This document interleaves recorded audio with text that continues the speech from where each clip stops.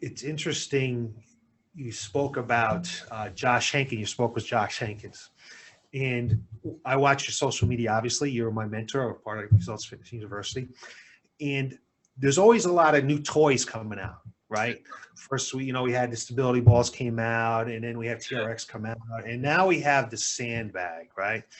And people look at a sandbag and they don't understand it at all. They think, okay, well, I'm going to go from 15 pounds to 20 pounds, and why are we using this thing? It's such a hassle. It's so hard to hold and things like that. But it is such a great tool in the toolbox. And you really, if you're staying on top of the industry and you really want to know what's going on, you want to be able to give you the best program that's out there, you need to be utilizing the sandbag. So give me an idea why the sandbag is so important, because I know you utilize it a lot in your coaching. First of all, I just want to point out that I don't want it to be good.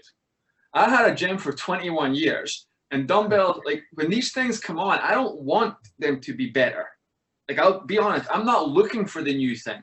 I'm looking for it not to work. And a lot of stuff comes, it doesn't work. And then something like that comes along that you would be a fool to ignore, right? And it's the system of that type of training is not sandbag training. It's called dynamic variable resistance training, right?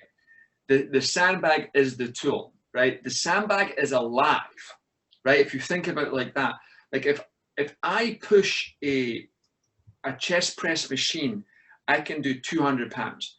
With that same strength, because this machine is all balanced, I can do 200 pounds because there's no energy leaks. If I go to a barbell, I can bench a little bit less because there's energy leaks now. If I go to dumbbells, even more so, right? Because there's energy leaks, but that's real life.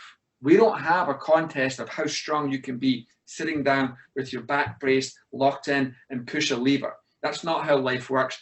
So the sandbag takes that to its logical conclusion. There's a great study came out. It's actually unpublished, but it's from the University of Wisconsin, and they were looking at sandbag training. And what these guys did, this is that when you start to really embrace it, Chris, is they looked at a forward lunge holding, I think it was 40 pounds, and they had them hold 40-pound dumbbells in this position, and they tracked metabolically what happened in the body. And then they used the same weight and position, right? The same weight and position with the sandbag, and the sandbag burned so many more calories, about 7% more, I believe, between 7 and 9, which is a small amount per set. But you add this up over the course of a workout or 6 months, that can be quite significant. But here's the part, you're lifting the same weight.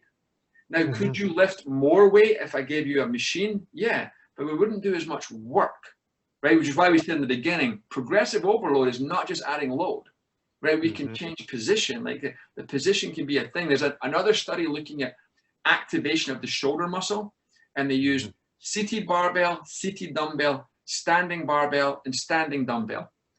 The one with the least amount of weight was the standing dumbbell, and that had the most activation of the muscle, which was our goal in the first place. We are not being judged on how, it's not powerlifting or Olympic lifting where we're being judged on how much weight we can move, where it's being, we want to activate the muscle tissue.